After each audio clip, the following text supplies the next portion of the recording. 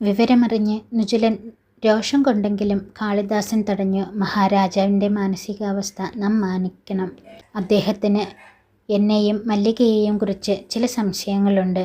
അതിന് യാതൊരു അടിസ്ഥാനവുമില്ല എന്ന് പറയാനുമാവില്ല.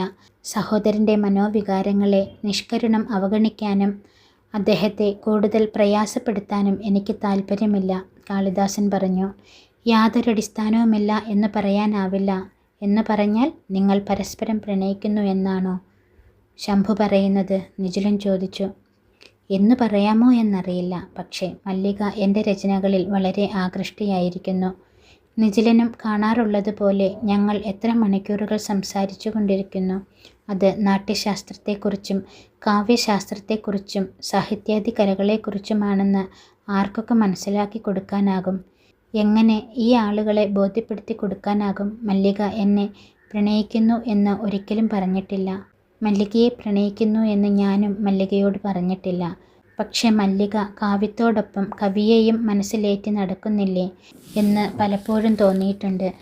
മാളവികാഗ്നിമിത്രത്തിലെ മാളവികയെ വർണ്ണിക്കുമ്പോഴും പുരൂരവോർവശീയത്തിൽ ഉർവശിയെ വർണ്ണിക്കുമ്പോഴും എൻ്റെ മനസ്സിൽ മറ്റൊരു രൂപമല്ലായിരുന്നു എന്ന് പറഞ്ഞാൽ ഞാനും മല്ലികയെ മനസ്സിലേറ്റി നടക്കുന്നു എന്നല്ലേ അർത്ഥം നിജുല?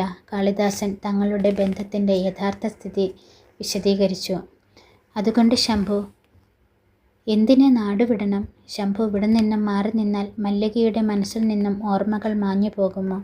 ശംഭുവിൻ്റെ മനസ്സിൽ നിന്നും മല്ലിക മാഞ്ഞു പോകുമോ? നിജുലൻ ചോദിച്ചു. പക്ഷേ ഞാൻ മല്ലികയെ എൻ്റെ വധുവായി സങ്കല്പിക്കാൻ തയ്യാറല്ല. രാജകുമാരിയും ആസ്ഥാന കവിയും തമ്മിലുള്ള ബന്ധം വളരാൻ പാടില്ല. രാജനീതി അത് അനുവദിക്കില്ല. അരുത് എന്ന് മഹാരാജാവും ഞാനും തമ്മിലുള്ള ബന്ധവും എൻ്റെ മനസ്സിനെ വിലക്കുന്നു. ഈ പ്രവാസം കൊണ്ട് ഈ ബന്ധത്തിൽ നിഴൽ വീഴുമെങ്കിൽ അത് നല്ലതാണ്. കുമാരിക്ക് യോജിച്ച വരനെ കണ്ടെത്താൻ രാജാവിന് അവസരമൊരുങ്ങട്ടെ എന്ന് ഞാൻ ആഗ്രഹിക്കാം.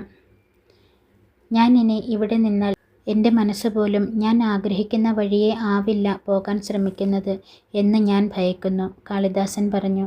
ശരി ശംഭു, ഒരു പ്രവാസത്തിന് മനസ്സുകൊണ്ട് തയ്യാറെടുക്കുകയാണെങ്കിൽ അങ്ങനെയാകട്ടെ, നുജലൻ പറഞ്ഞു. രാജകുമാരിയും ആസ്ഥാന കവിയും തമ്മിലുള്ള ബന്ധം പ്രണയമായി വളരുന്നതിൻ്റെ അപകടത്തെക്കുറിച്ച് നുജലന് ബോധ്യമുണ്ടായിരുന്നു.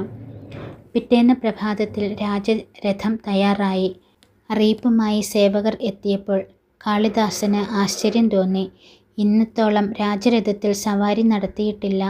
തൻ്റെ കുടീരത്തിലേക്ക് രാജരഥമെത്തുന്നതിൽ ഒരിക്കലും താല്പര്യമുണ്ടായിരുന്നില്ല. ഉജ്ജയിനിയുടെ വീഥികളിലൂടെ നടത്തം ആനന്ദകരമായി അനുഭവപ്പെട്ടിരുന്നു. പക്ഷേ പതിവില്ലാതെ രാജരഥം തന്നെ കൊണ്ടുപോകാൻ വരികയാണ്. കുടീരത്തിന് പുറത്തേക്കിറങ്ങിയ കാളിദാസൻ ക്ഷിപ്രയിലേക്ക് നോക്കി. തന്നെ പണ്ട് മാളവത്തിൽ നിന്ന് കൈപിടിച്ചു കൊണ്ടുപോയ ക്ഷിപ്ര. ഉജ്ജയിനിയിൽ എത്തിയ നാൾ മുതൽ ക്ഷിപ്രയിലെ ഓളങ്ങളുടെ താളം കേട്ടാണ് ഉറങ്ങിയത്. ഈ തീരത്തെ കുയിലുകളുടെ പാട്ട് കേട്ടാണ് ഉണർന്നത്. മാളവികാഗ്നിമിത്രവും പുരൂരവോർവശീയവും മറ്റു രചനകളും ക്ഷിപ്രയുടെ താളം കെട്ട് രൂപം കൊണ്ടവയാണ്. താനിനി തിരികെ ഇവിടെ എത്തുമോ എന്നറിയില്ല. ഒരുപക്ഷെ തിരിച്ചു വരുമായിരിക്കും. ക്ഷിപ്രയുടെ ഈ തീരം തനിക്ക് മറക്കാനാവില്ല. കാളിദാസൻ രഥത്തിനടുത്തേക്ക് നടന്നു. ഉജ്ജയിനിയിലെ രാജവീഥിയിലൂടെ അന്നാദ്യമായി കാളിദാസൻ അശ്വരഥത്തിൽ സഞ്ചരിച്ചു. ഈ വീഥിയിലെ ഓരോ പൂമരവും തനിക്ക് പരിചയമായിരുന്നു. ഓരോരോ പൊയ്കയും തനിക്ക് പ്രിയപ്പെട്ടവയായിരുന്നു. ഓരോരോ ഹർമ്മ്യവും കവാടവും തനിക്കറിയാമായിരുന്നു. അവിടെ തന്നോട് കുശലമന്വേഷിച്ച പുരുഷന്മാരെയും ഗവാക്ഷകങ്ങളിൽ നിന്നും ഒളിഞ്ഞു നോക്കിയ സ്ത്രീകളെയും തനിക്കറിയാം. അവരുടെ നുപൂരധ്വനിക്കും സംഗീതത്തിൻ്റെ താളമേളങ്ങളും തനിക്ക് സുപരിചിതമായിരുന്നു. അവരുടെ മിഴിയുടെ ഭാഷയും ഭാവങ്ങളും ഗൂഢാർത്ഥങ്ങളും താൻ മനസ്സിലാക്കിയിരുന്നു. എങ്കിലും ആരോടും യാത്ര പറയാനില്ല. കാളിദാസൻ യാത്രയാകുന്നു എന്ന് ആർക്കും മനസ്സിലായതുമില്ല.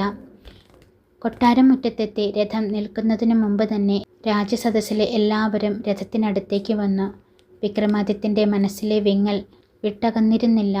താനിതെന്താണ് ചെയ്യുന്നതെന്ന ചോദ്യം മനസ്സിനെ മഥിച്ചുകൊണ്ടിരുന്നു. കാളിദാസൻ്റെ മുഖത്തേക്ക് നോക്കാൻ വിക്രമാദിത്യന് മടിയായിരുന്നു. മഹാരാജാവ് വിക്രമാദിത്യൻ കെട്ടിപ്പിടിച്ച് വിട പറയുമ്പോൾ മനസ്സിൻ്റെ വിങ്ങൽ കാളിദാസന് വ്യക്തമായി അനുഭവപ്പെടുന്നുണ്ടായിരുന്നു. പക്ഷേ ഇത്രത്തോളം മനോവിഷമത്തോടെ തന്നെ യാത്രയാക്കുന്നത് എന്തിനാണ് എന്ന ചോദ്യം വീണ്ടും മനസ്സിൽ ഉയർന്നു വന്നു.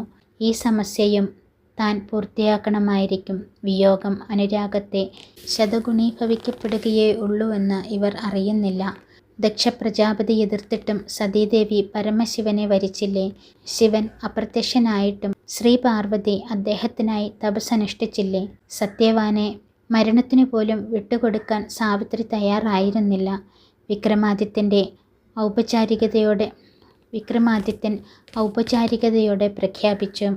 കാളിദാസൻ ഒരു സംവത്സരക്കാലത്തോളം രാമഗിരിയിൽ പ്രവാസത്തിനായി യാത്രയാവുകയാണ്.